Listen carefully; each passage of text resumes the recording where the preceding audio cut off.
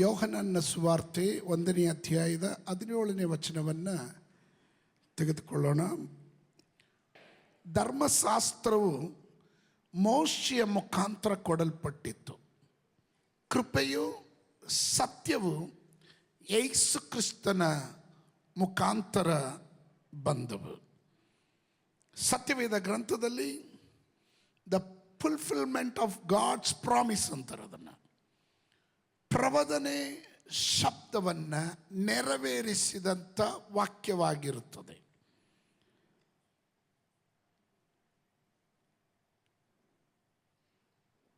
ಇಂಗ್ಲಿಷಲ್ಲಿ ಹೀಗೆ ಹೇಳ್ತಾರೆ, grace and truth come through Jesus Christ.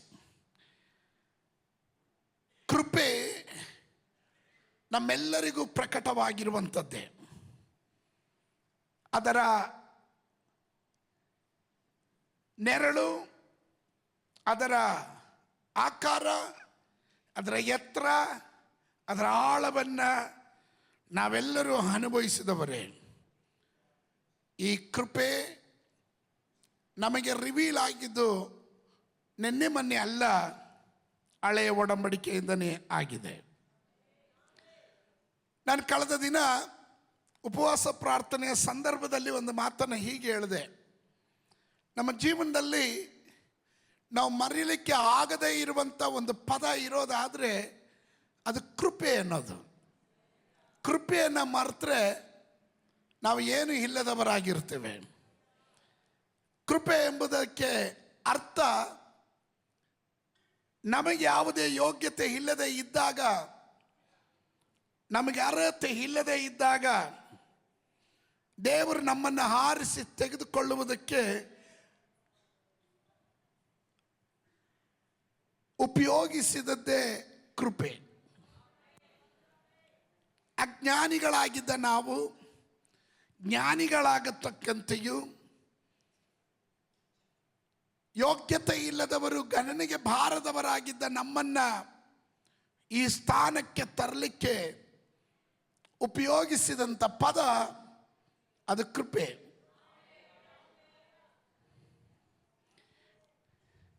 ನಿಮ್ಮ ರಕ್ಷಣೆ ಉಂಟಾದದ್ದು ಕೃಪೆಯಿಂದಲೇ. ಎಫೆಸದವರಿಗೆ ಬರೆದ ಪತ್ರಿಕೆಯಲ್ಲಿ ನಾವು ಕಾಣ್ತೇವೆ, ನಾವು ಪುಣ್ಯ ಕಾರ್ಯ ಮಾಡಿರೋದ್ರಿಂದ ಅಲ್ಲ ರಕ್ಷಣೆ ಹೊಂದಿದ್ದು, ಅವನ ಕೃಪೆಯಿಂದಲೇ ನಾವು ರಕ್ಷಣೆ ಹೊಂದಿದವರಾಗಿದ್ದೇವೆ. ಪಾಪಗಳ ಸಂಬಳ, ಪಾಪದ ಸಂಬಳ ಮರಣ. ಆದರೆ ಪಾಪದಿಂದ ನಮ್ಮನ್ನು ಶುದ್ಧೀಕರಣ ಮಾಡಿದ್ದು ಕೃಪೆಯಿಂದಲೇ. ನಾವೆಲ್ಲ ದೇವರನ್ನ ಅಂಗೀಕರಿಸಿದ್ದು ವ್ಯಕ್ತವಾಗಿ ದೇವರ ವಾಕ್ಯ ಹೇಳುತ್ತದೆ, ನೀವು ನನ್ನನ್ನು ಆರಿಸಿ ತೆಗೆದುಕೊಳ್ಳಲಿಲ್ಲ, ನಾನು ನಿಮ್ಮನ್ನು ಆರಿಸಿ ತೆಗೆದುಕೊಂಡೆ, ಅದು ಕೃಪೆಯಿಂದಲೇ.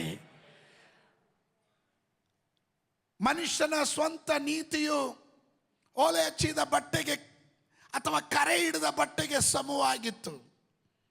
ಆದರೆ ನಮಗೆ ಸ್ವಂತ ನೀತಿ ಇರಲಿಲ್ಲ. ನೀತೀಕರಣ ಉಂಟಾಗಿದ್ದು ಅದು ದೇವರ ಕೃಪೆಯಿಂದಲೇ.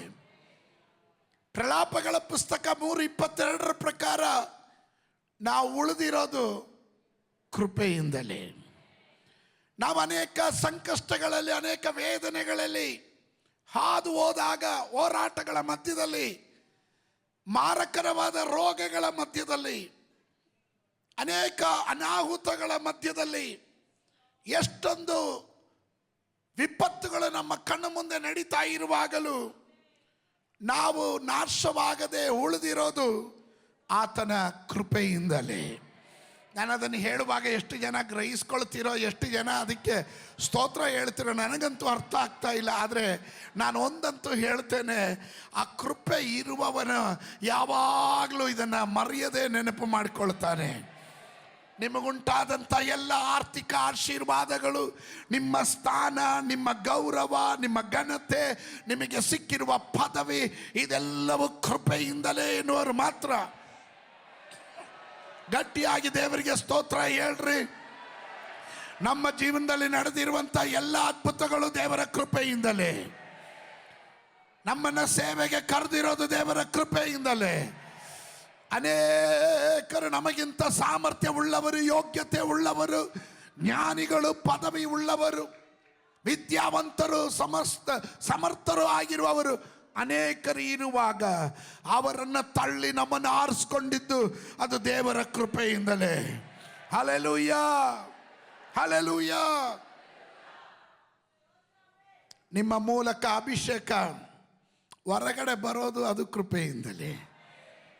ನಾಳೆ ನೀವು ಪರಲೋಕಕ್ಕೆ ಹೋಗೋದು ದೇವರ ಕೃಪೆಯಿಂದಲೇ. ಆಮೇಲೆ ಅಲ್ಲಿ ಹಾಡುವಂಥ ಹಾಡುಗಳು ದೇವರ ಕೃಪೆಯಿಂದ ಎಂಬಂಥ ಕುರಿತ ಹಾಡುಗಳೇ ಜಾಸ್ತಿ ಇರುತ್ತೆ.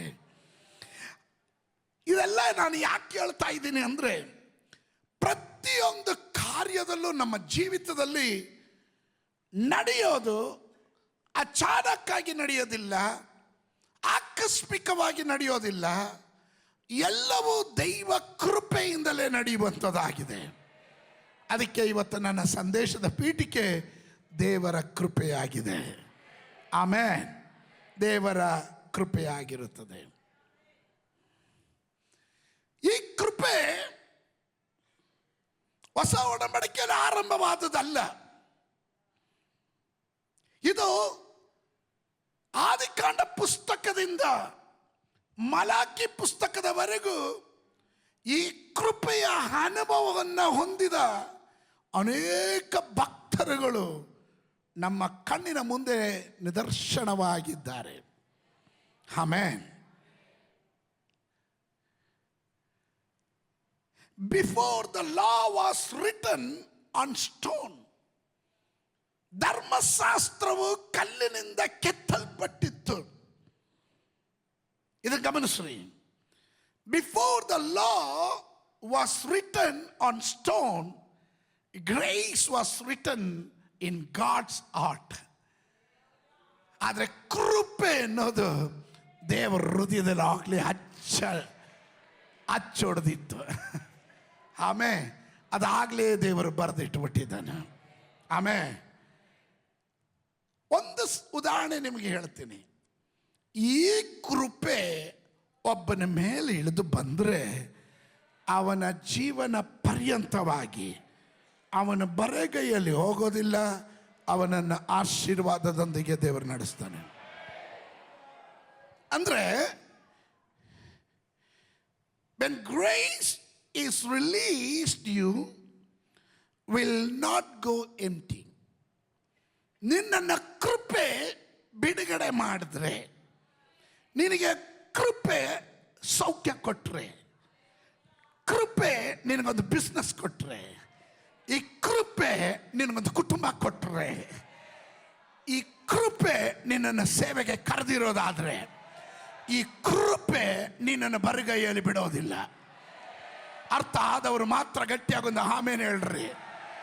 ಆಮೇಲೆ ವಿಮೋಚನ ಕಾಂಡ ಪುಸ್ತಕ, ಬುಕ್ ಆಫ್ ಎಕ್ಸೋಡಸ್, ನಿಮ್ಗೆಲ್ಲರಿಗೂ ಸುಪರಿಚಿತವಾಗಿರೋ ವಾಕ್ಯ, 3ನೇ ಅಧ್ಯಾಯದ 21ನೇ ವಾಕ್ಯ. 3:21. ಅದಲ್ಲದೆ ಈ ನನ್ನ ಜನರಿಗೆ ಐಗುಪ್ತರ ದಯೆ ದೊರಕುವಂತೆ ಮಾಡುವೆನು. ಈ ನನ್ನ ಜನರಿಗೆ ಐಗುಪ್ತರ ದಯೆ ದೊರಕುವಂತೆ ಮಾಡುವೆನು. ಅದನ್ನು ಅಂಡರ್ಲೈನ್ ಮಾಡ್ಕೊಳ್ರಿ. ಆಮೇನ್. ಆದದ್ದರಿಂದ ನೀವು ಹೊರಡುವಾಗ ಬರಿಗೈಯಲ್ಲಿ ಹೋಗೋದಿಲ್ಲ. ಪಕ್ಕದಲ್ಲಿರೋ ಕೈ ಕೊಟ್ಟು ಹೇಳ್ರಿ, ನೀವು ಬಂದಂಗೆ ಹೋಗೋದಿಲ್ಲ. ಈ ಸಂದೇಶ ಕೇಳಿದ ಮೇಲೆ ನಿಮ್ಮ ಜೀವನದಲ್ಲಿ ಕೃಪೆಯ ಸಾಂದ್ರತೆ ಹೆಚ್ಚಾಗುತ್ತೆ. ನೀನಲ್ಲ ನಿನಗೋಸ್ಕರ ಮಾಡೋದು, ನಿನಗೋಸ್ಕರ ದೈವ ಕೃಪೆ ಕಾರ್ಯಗಳನ್ನು ಸಾಧಿಸಲಿಕ್ಕೆ ಹೋಗುತ್ತೆ.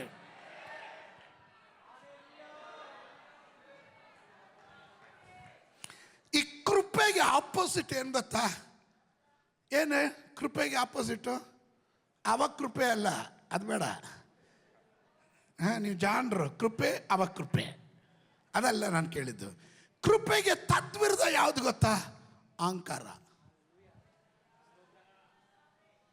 ಕೃಪೆಗೆ ತದ್ವಿರುದ್ಧ ಅಹಂಕಾರ. ಅಹಂಕಾರ ಹೇಳುತ್ತೆ ನಾನು ಅನ್ನುತ್ತೆ, ಕೃಪೆ ಹೇಳುತ್ತೆ ನಾವು ಅನ್ನುತ್ತೆ. ಅಹಂಕಾರ ಜಂಬ ಕೊಚ್ಚುತ್ತೆ, ಕೃಪೆ ಹೇಳುತ್ತೆ ಯಾವುದಕ್ಕೂ ಯೋಗ್ಯತೆ ಇಲ್ಲದೆ ಇರುವ ನಾನು. ಸ್ತೋತ್ರ ಸ್ತೋತ್ರ ಸ್ತೋತ್ರ ಸ್ತೋತ್ರ. ಅದಕ್ಕೆ ನಾನು ಹೇಳಿದೆ, ಕೆಲವರು ರಥ ಬಲಗಳಲ್ಲಿ, ಅಶ್ವ ಬಲಗಳಲ್ಲಿ, ತೋಳು ಬಲಗಳಲ್ಲಿ, ಕೆಲವರು ತಮ್ಮ ಸಾಮರ್ಥ್ಯದಲ್ಲಿ, ಕೆಲವರು ತಮ್ಮ ಬಿಸ್ನೆಸ್ಸಲ್ಲಿ, ಕೆಲವರು ತಮ್ಮ ಹಣದಲ್ಲಿ ಹೆಚ್ಚಳ ಪಡಿಸ್ಕೊಳ್ರಿ. ಆದರೆ ನಾವಾದರೂ ನಮ್ಮ ದೇವರಾದ ಯೆಹೋವನಲ್ಲಿ ಹೆಚ್ಚಳ ಪಡುವವರಾಗಿರುತ್ತೇವೆ. ಕಾರಣ ನಾವು ಉಳಿದಿರೋದು ಕೃಪೆ ಇದು.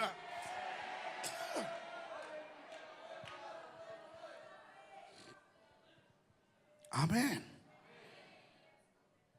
ಬರಿಗೈಯಲ್ಲಿ ಹೋಗೋದಿಲ್ಲ. ನಿಮ್ಮಲ್ಲಿ ಪ್ರತಿ ಸ್ತ್ರೀಯರು ನೆರೆ ಹೆಂಗಸರಿಂದಲೂ ನಿಮ್ಮ ಮನೆಯಲ್ಲಿ ಇಳ್ಕೊಂಡ ಹೆಂಗಸರಿಂದಲೂ ಬೆಳ್ಳಿ ಬಂಗಾರದ ಒಡವೆಗಳನ್ನು, ಬಟ್ಟೆಗಳನ್ನು ಕೇಳ್ಕೊಳ್ಳಿ. ನೀವು ಅವುಗಳನ್ನು ನಿಮ್ಮ ಗಂಡು ಹೆಣ್ಣು ಮಕ್ಕಳಿಗೆ ಹಿಡ್ರಿ, ಇದರಿಂದ ಐಗುಪ್ತರನ್ನು ಸೂರೆ ಮಾಡುವಿರಿ ಅಂದನು. ಆಮೇಲೆ ನಾನು ಇದರ ಭಾಗ ಆಲ್ರೆಡಿ ನಾನು ಅದನ್ನು ವರ್ಣಿಸಿದ್ದೀನಿ. ಇದು ಎಲ್ಲಿ ನಡೆದಿದ್ದು? ಆರಂಭ ನಡೆದಿದ್ದು ವಿಮೋಚನಕಾಂಡ ಪುಸ್ತಕದಲ್ಲಿ ಅಲ್ಲ, ಆದಿಕಾಂಡ ಪುಸ್ತಕದಲ್ಲಿ. ಆದಿಕಾಂಡ ಪುಸ್ತಕದಲ್ಲಿ ಅಬ್ರಾಮನ ಬಳಿ ದೇವರು ಒಡಂಬಡಿಕೆ ಮಾಡ್ತಾ ಇರೋದು. ಅಬ್ರಾಮನ್ ಯಾರು? ತೇರಹನ ಪುತ್ರ.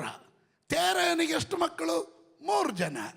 ಅಬ್ರಾಮ್, ಆರೋನ್ ಮತ್ತು ನಾಹೋರ್. 3 ಜನ, 3 ಮಕ್ಕಳು. ಅವರಲ್ಲಿ ಅಬ್ರಾಮನನ್ನ ಆದಿಕಾಂಡ ಪುಸ್ತಕ 12ನೇ ಅಧ್ಯಾಯದಲ್ಲಿ ದೇವರು ಹೇಳ್ತಾನೆ, ನಾನು ನಿನ್ನನ್ನು ಆರಿಸ್ಕೊಂಡಿದ್ದೀನಿ. ಯಾವ ರೀತಿಯಲ್ಲಿ? ಅಬ್ರಾಮನನ್ನು ದೇವರು ಕರೆದುಬಿಟ್ಟು ಹೇಳ್ತಾನೆ, ನಿನ್ನ ಸ್ವಂತದವರನ್ನ, ಬಂಧು ಬಳಗದವರನ್ನ ಬಿಟ್ಟು ನಾನು ತೋರಿಸುವ ದೇಶದ ಕಡೆಗೆ ನೀನು ಹೊರಟು ಬಾ. 4ನೇ ವಾಕ್ಯ ಹೇಳ್ತದೆ, ಅವನು ಹೊರಟು ಬಂದ ಅಂತ.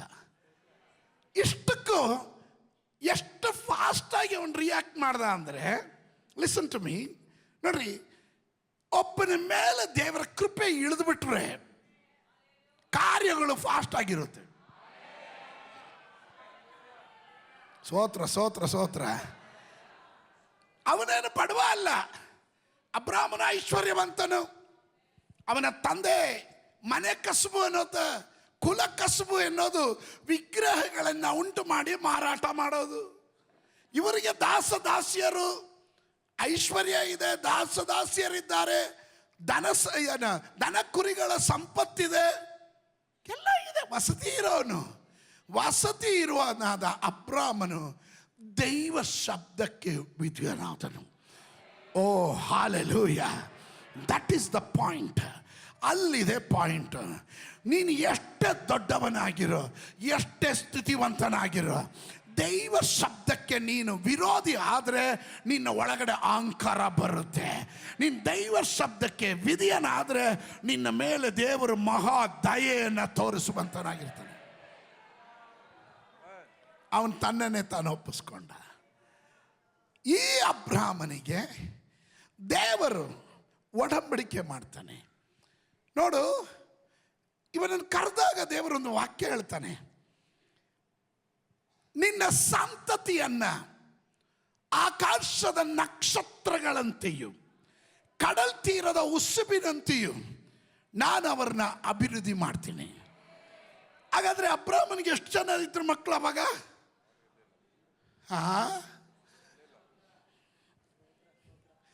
ನೀವು ಯಾಕೋ ಮಾತಾಡ್ತಾ ಇಲ್ಲ. ಅಬ್ರಾಮನಿಗೆ ಎಷ್ಟು ಜನ ಇದ್ರು ಮಕ್ಕಳಾಗ? ಯಾರು ಇಲ್ಲದ ಇರುವಾಗ ದೇವರು ವಾಗ್ದಾನ ಕೊಡ್ತಾ ಇದ್ದಾನೆ. ಆಮೇಲೆ ಚೆನ್ನಾಗಿ ಗಮನ ಇಟ್ಕೊಳ್ರಿ, ಯಾವಾಗಲೂ ದೇವರು ನಿನ್ನ ಪರ್ಮಿಷನ್ ಕೇಳಲ್ಲ ನನಗೆ ವಾಗ್ದಾನ ಮಾಡೋದು. ನಾನು ನೀವು ಹುಟ್ಟಿದ ಮೇಲೆ ಗಂಡ ಹೆಣ್ಣ ಅಂತ ತಿಳ್ಕೊಂಡು ಅದಕ್ಕೆ ತಕ್ಕ ಹಾಗೆ ರನ್ನ, ಮುನ್ನ, ಚಿನ್ನ, ಮುತ್ತ ಏನು ಹೆಸರು ಇಡ್ತಾರೋ ತಂದೆ ತಾಯಿ ಇಟ್ಟಿದ್ರು. ಸ್ತೋತ್ರ, ಹೌದಲ್ಲ? ಆದರೆ ದೇವರು ನಾನು ನೀನು ಹುಟ್ಟಕ್ಕೆ ಮುಂಚೆ ಅಲ್ಲ, ಈ ಭೂಮಿಯನ್ನು ಉಂಟು ಮಾಡಕ್ಕೆ ಮುಂಚೆನೆ ದೇವರು ನನ್ನನ್ನು ನಿನ್ನನ್ನು ತನ್ನ ಪುಸ್ತಕದಲ್ಲಿ ಬರೆದಿಟ್ಕೊಂಡ್ಬಿಟ್ಟಿದ್ದ. ಕಮಾನ್ ಪಾಸ್ಟ್ರೆ, ಹಂಗಲ್ಲ ಹೇಳಿದ್ರೆ ಹೆಂಗೆ ಪಾಸ್ಟ್ರೆ ಅಂತ ಕೇಳಬೇಡ್ರಿ. ಹೆಂಗೆ ಹಂಗೆಲ್ಲ ಹೇಳಿದ್ರೆ ಹೆಂಗೆ ಪಾಸ್ಟ್ರೆ ಅಂತ ಕೇಳಬೇಡ್ರಿ. ನಾನು ನೀವು ಕಾಣ್ತಾ ಇರೋದು ಈಗ ಹಿಂದೆ ದೇವರು ಮಾಡಿರೋ ಪ್ಲಾನಿಗೆ ಈ ಕೃಪೆ ನಮ್ಮನ್ನು ದಪ್ಕೊಂಡು ಬರ್ತಾ ಇದೆ. ನಾನು ಹೇಳ್ತೀನಿ ಹೇಗೆ ಅಂತ. ಅಬ್ರಾಮನನ್ನು ದೇವರು ಹೇಳಿದ್ರು, ನಿನ್ನ ಸಂತತಿ ಆಕಾಶದ ನಕ್ಷತ್ರಗಳ ಹಾಗೆ, ಕಡಲ ತೀರದ ಉಸುಬಿನ ಹಾಗೆ. ಅವಾಗ ಅವನಿಗೆ ಎಷ್ಟು ಸಂತತಿ ಇದ್ರು? ಯಾರೂ ಇರಲಿಲ್ಲ. ಕೆಲವೊಮ್ಮೆ ಆಲೋಚನೆ ಹೇಳುವಾಗ, ಪ್ರವಾದನೆ ಹೇಳುವಾಗ ಪ್ರವಾದಿಗಳು ಅವರು ಎಲ್ಲ ಒಟ್ಟಿಗೆ ಹೇಳಲ್ಲ. ಸೂತ್ರ ಅಲ್ಲೊಂದು ಇಲ್ಲೊಂದು ಹೇಳಿರ್ತಾರೆ. ಎಲ್ರಿಗೂ ಒಂದೇ ಇದು ಕೊಡಲ್ಲ. ನೀವು ಈ ಗಾರ್ಮೆಂಟ್ ಫ್ಯಾಕ್ಟ್ರಿಗೆ ಕೆಲಸಕ್ಕೆ ಹೋದರೆ ಕಾಲರ್ ಹೊಲಿಯೋದಕ್ಕೆ ಒಂದು ಟೀಮ್ ಕೊಡ್ತಾರೆ, ಕೈ ಹೊಲಿಯೋದಕ್ಕೆ ಇನ್ನೊಂದು ಟೀಮು. ಸೋತ್ರ ಬರಲಿಲ್ಲ. ಪ್ಯಾಂಟಿಗೆ ಜಿಪ್ ಹೊಲಿಯೋನ್ ಬೇರೆ, ಅದಕ್ಕೆ ಕಾಲು ಜೋಡಿಸೋನ್ ಬೇರೆ, ಒಬ್ಬೊಬ್ಬರು ಒಂದೊಂದು ಫಿನಿಶ್ ಮಾಡ್ಕೊಂಡು ಹೋಗ್ತಾ ಇರ್ತಾರೆ. ಗಾರ್ಮೆಂಟ್ ಕೆಲಸ ಮಾಡಿದವ್ರಿಗೆ ಎಲ್ರಿಗೂ ಗೊತ್ತಿದೆ. ಇದು ತಾನೆ. ಎಲ್ಲ ಒಟ್ಟಿಗೆ ಹೊಲಿಯೋ ಟೈಲರ್ಗೆ ಹೆಚ್ಚಿನ ಬಿಸ್ನೆಸ್ ಇಲ್ಲ. ಇವನು ಲಾಟಾಗಿ ಹೊಲಿತಾ ಇರ್ತಾನೆ.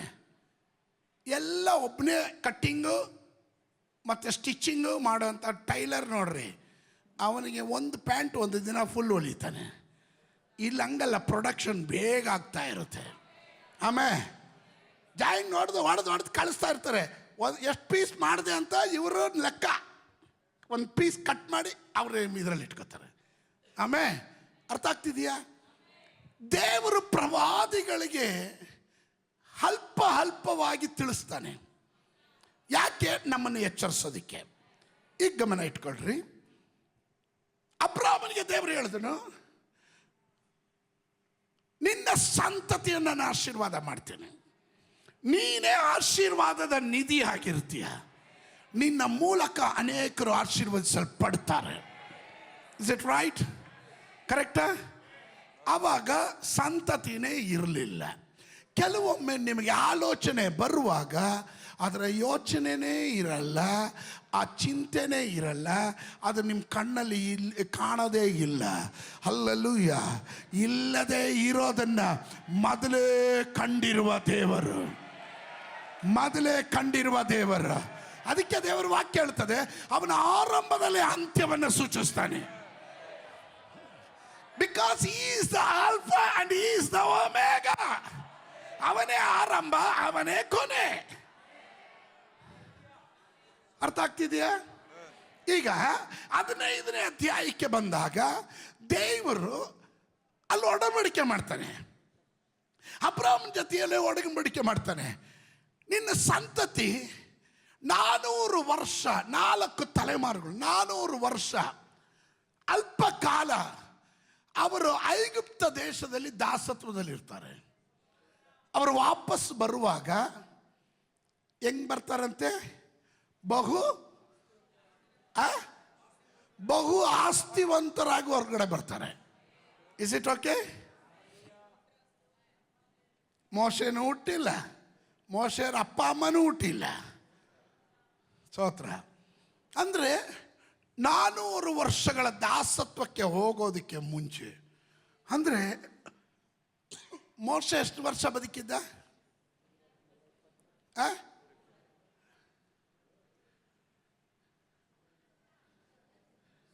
ಮೋಶೆ ಎಷ್ಟು ವರ್ಷ ಬದುಕಿದ್ದ? ಸ್ತೋತ್ರ. ಯಾರು ಗೊತ್ತು? ನೀವು ನಮ್ದೇನಾದರೂ ಇದ್ದರೆ ಹೇಳಿ ಪಾಸ್ಟ್ರೆ. ಸ್ತೋತ್ರ. ಮೋಶೆ 120 ವರ್ಷ ಬದುಕಿದ್ದ. Is it right? ಆಮೇಲೆ ಐಗುಪ್ತ ದೇಶದ ಜನ ದಾಸತ್ವಕ್ಕೆ ಹೋಗಿದ್ದು 400 ವರ್ಷಗಳು. ಅದಕ್ಕೆ ಮುಂಚೆ ಪ್ರವಾದನೆ ಆಗಿರೋದು, ಅದಕ್ಕೆ ಮುಂಚೆ ಒಡಂಬಡಿಕೆ ಮಾಡಿರೋದು. ಈಗ ಮೋಶೆಯ ಕಾಲಕ್ಕೆ ಬಂತು. ಈಗ ಬಿಡುಗಡೆಯ ನಾಯಕನನ್ನು ದೇವರು ಎಬ್ಬಿಸಿದನು. ರಿಲೀಸ್ ಆಗೋ ಟೈಮಲ್ಲಿ ದೇವರು ಕೆಲವ್ರನ್ನ ಎಬ್ಬಿಸ್ತಾನೆ. ಹಾಗೆ ಮೋಶೆಯನ್ನು ಎಬ್ಬಿಸಿದನು. ಮೋಶೆ ನಾಯಕನಾಗಿ ಬಂದನು. ಅವ್ರನ್ನ ಬಿಡುಗಡೆ ಮಾಡ್ತಿರುವಂಥ ಸಮಯ. ಈ ಜನರ ಪರಿಸ್ಥಿತಿ ಹೆಂಗಿತ್ತಂದ್ರೆ, ಇವರು ದಾಸತ್ವ ಅಂದರೆ ನೀವು ಜೀತದ ಆಳುಗಳಂತ ಕೇಳಿದಿರಲ್ಲ, ಜೀತಕ್ಕಿರೋರು. ಸ್ತೋತ್ರ. ಅಪ್ಪನೋ ತಾತನೋ 50 ರೂಪಾಯಿ ಸಾಲ ತಗೊಂಡಿರ್ತಾನೆ.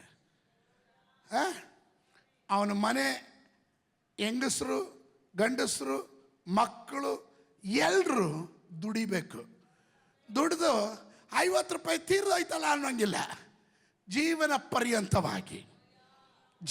ಪರ್ಯಂತವಾಗಿ ಆ ಪರಿಸ್ಥಿತಿಯಲ್ಲಿ ಇರುವ ಐಗುಪ್ತ ದೇಶದ ಜನ. ಸ್ತೋತ್ರ. 1-2 ವರ್ಷಗಳ ಅನುಭವ ಅಲ್ಲ, ಹೆಚ್ಚು ಕಡಿಮೆ 400 ವರ್ಷಗಳ ಜೀತದಾಳುಗಳಾಗಿ ದಾಸತ್ವದಲ್ಲಿ ಬಿದ್ದಿರುವ ಇಸ್ರಾಯೇಲ್ ಜನ. ಇವರ ಬಳಿಯಲ್ಲಿ ಮೋಶೆ ಎಂಬ ನಾಯಕನನ್ನು ಎಬ್ಬಿಸುವಾಗ ದೇವರು ಹೇಳ್ತಾನೆ, ನಾನು ನಿನ್ನನ್ನು ಫರೋಹನ ಬಳಿ ಕಳಿಸ್ತೀನಿ, ಐಗುಪ್ತ ದೇಶದ ಅರಸನಾದ ಫರೋಹನ ಬಳಿ ಕಳಿಸ್ತೀನಿ, ನನ್ನ ಜನರನ್ನು ಬಿಡಿಸೋದಕ್ಕೆ ನೀನು ಹೋಗು ಅಂತ. ಮೋಶೆ ಕೇಳ್ತಾನೆ, ಸ್ವಾಮಿ ನಾನೇನೋ ಹೋಗ್ತೀನಿ, ಯಾರು ಕಳಿಸಿದ್ದು ಅಂದರೆ ನಾನು ಏನು ಹೇಳಬೇಕು ಅಂತ. ಕಾರಣ ದೇವರು ಆತ್ಮಸ್ವರೂಪನು. ಆಮೇಲೆ ದೇವರು ಆತ್ಮಸ್ವರೂಪನು, ಅವನು ಸರ್ವವ್ಯಾಪಿ, ಅವನು ಸರ್ವಶಕ್ತನು, ಅವನು ಸೃಷ್ಟಿಕರ್ತನು, ಹಲ್ಲೆಲೂಯಾ, ಸರ್ವಜ್ಞಾನಿ. ಈ ದೇವರನ್ನ ಯಾವ ರೂಪದಲ್ಲಿ ನೀನು ಕಾಣಕ್ಕೆ ಇಷ್ಟಪಡ್ತೀಯ? ಸ್ತೋತ್ರ. ಆಮೇಲೆ ಅದಕ್ಕೆ ನಾವು ಇಟ್ಟ ಕಡೆ ಇರುವ ದೇವರಲ್ಲ, ಶಿಲ್ಪಿ ಕೆತ್ತಿದ ಶಿಲ್ಪವಲ್ಲ ಅಂತ ಹೇಳೋದಕ್ಕೆ ಕಾರಣ, ಇವನ ಅಖಿಲಾಂಡಗಳನ್ನು ಉಂಟು ಮಾಡಿದ ಸರ್ವಶಕ್ತನಾದ ದೇವರಾಗಿರೋದ್ರಿಂದ. ಅಗಮ್ಯವಾದ ಬೆಳಕಿನಲ್ಲಿ ವಾಸಿಸುವ ಈತನನ್ನ ಯಾವ ರೂಪದಲ್ಲಿ ಕಾಣ್ತೀರ? ಸೊ ದೇವರು ಹೇಳಿದ್ರು, ಅವನ ಹತ್ರ ಹೋಗು, ಕೇಳಿದ್ರೆ ಹೇಳು, I am that I am. ನಾನು ಇರುವಾತನು. ಆ ಪದಕ್ಕೆ ಭಾಳ ಅರ್ಥ ಇದೆ. ನಾನು ಇರುವಾತನು ಅಂದರೆ ಐ ವಾಸ್ ಎಕ್ಸಿಸ್ಟ್. ನೀನು ಹುಟ್ಟಕ್ಕೆ ಮುಂಚೆ, ನಿಮ್ಮ ತಾತ ಹುಟ್ಟಕ್ಕೆ ಮುಂಚೆ, ಈ ಭೂಮಿ ಹುಟ್ಟಕ್ಕೆ ಮುಂಚೆ, ಇದರಲ್ಲಿರುವ ಜಲಚರಾಚರಗಳನ್ನು ಸೃಷ್ಟಿ ಮಾಡಕ್ಕೆ ಮುಂಚೆ, ಗಗನ ಮಂಡಳವನ್ನು ನನ್ನ ಕೈ ಕೆಲಸ ಕಣಯ್ಯ, ಅದನ್ನು ಮಾಡಕ್ಕೆ ಮುಂಚೆ,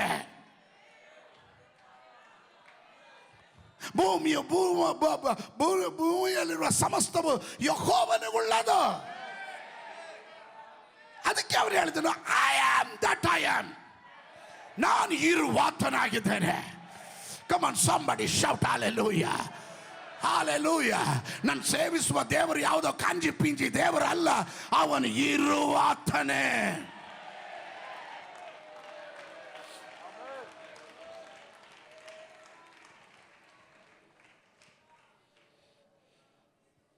ಒಂದನೇ ಅಧ್ಯಾಯ ವಿಮೋಚನ ಕಾಂಡ ಪುಸ್ತಕ ಆರಂಭವಾಗ್ತಾ ಇದ್ರದ್ದು, ದೇವರು ನೋಡ್ತಾನೆ, ನಾನು ನನ್ನ ಜನರ ಕಣ್ಣು ನೀರನ್ನು ಕಂಡೆನು, ಅವರ ಮೊರೆಯನ್ನು ನಾನು ಕೇಳಿದೆ, ಅವರ ಕರೆಯನ್ನು ನಾನು ಕೇಳಿದೆ,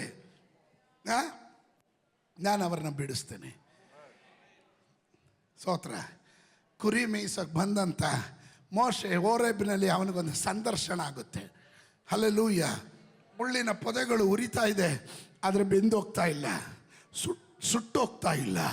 ದರ್ಶನ ಕಂಡ ಅಂತ ಯೋರೇಬಿನಲ್ಲಿ ದರ್ಶನ ಕಂಡ ಮೋಶೆ ಬೆಪ್ಪನಾಗಿ ನಿಂತಿರುವಾಗ ಅವನಿಗೆ ಒಂದು ಶಬ್ದ, ಮೋಶೆ ಮೋಶೆ, ನೀನು ನಿಂತಿರುವ ಭೂಮಿ ಪರಿಶುದ್ಧವಾದ ಭೂಮಿ ಆಗಿರುವುದರಿಂದ ನಿನ್ನ ಕಾಲಿನ ಕೆರವನ್ನು ತೆಗೆದುಹಾಕು, ಈಗೋ ನಾನು ನಿನ್ನನ್ನು ನನ್ನ ಜನರನ್ನು ಬಿಡಿಸೋದಕ್ಕೆ ಆರಿಸ್ಕೊಂಡಿದ್ದೇನೆ. ಹಲ್ಲೆಲೂಯಾ. ಅವನಿಗೆ ಡೈರೆಕ್ಟಾಗಿ ಎನ್ಕೌಂಟರ್ ಆಗ್ತಾ ಇರೋದು ಫಸ್ಟ್ ಟೈಮ್ ಹೋರೇಬಿನಲ್ಲಿ. ಆಮೇಲೆ ಆದರೆ ಇವನ್ನ ಇಲ್ಲಿವರೆಗೂ ತಲುಪಿಸಿದೆ ಯಾರು? ದೇವರು. ಆದರೆ ಇಂದಿನ ಚರಿತ್ರೆ ಓದಿದ್ರೆ ಇವನು ಉಳಿದಂಗಿಲ್ಲ. ಎಲ್ಲ ಶಿಶುಗಳನ್ನ ಕೊಂದು ನೈಲ್ ನದಿಯಲ್ಲಿ ಎಸೆಯುವಾಗ ಈ ಮಗು ಉಳ್ಕೊಂಡಿದೆ ಹೆಂಗೆ? ಅದರ ಹೆಸರೇ ಕೃಪೆ ಅಂತ.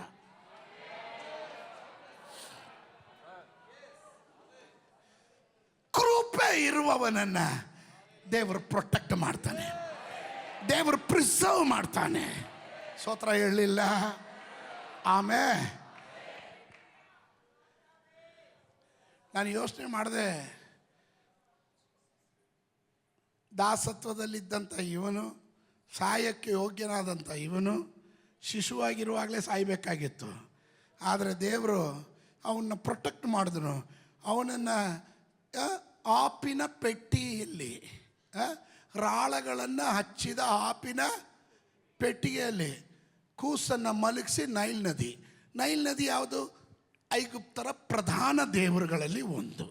ರಕ್ತವನ್ನು ಕುಡಿದು ಅಟ್ಟಹಾಸದಿಂದ ಬರಲಿ ಅಂತ ಅದೇ ನೈಲ್ ನದಿಯ ಮೇಲೆ, ಅದೇ ನೈಲ್ ನದಿಗೆ ಏನು ಮಾಡೋಕ್ಕಾಗದಂತೆ ಆಪಿನ ಪೆಟ್ಟಿಗೆಯನ್ನು ತೇಳಿಸಿ ಮಗುವನ್ನು ಸುರಕ್ಷಿತವಾಗಿ ಕಾಪಾಡಿದ ನನ್ನ ದೇವರಾಗಿದ್ದಾನೆ.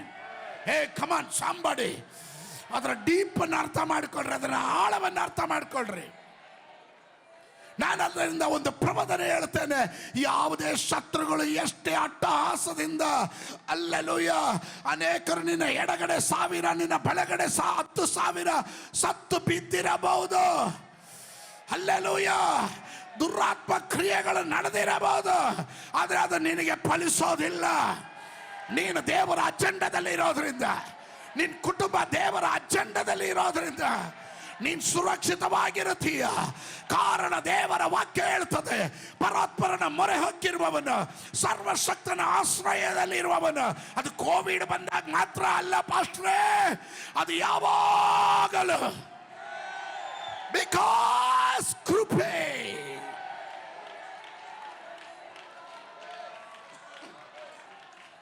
Are you with me? ನೀವು ನನ್ನ ಜೊತೆ ಇದ್ದೀರಾ? Get ready. ಆಮೇ ಈ ಕೃಪೆ ಅವನನ್ನು ಉಳಿಸ್ತ. ಈ ಕೃಪೆ ಅವನನ್ನು ದಾಸತ್ವದಲ್ಲಿದ್ದಂಥ ಮನೆಯಿಂದ ರಾಜನ ಅರಮನೆಗೆ ಕೊಂಡೊಯ್ತು.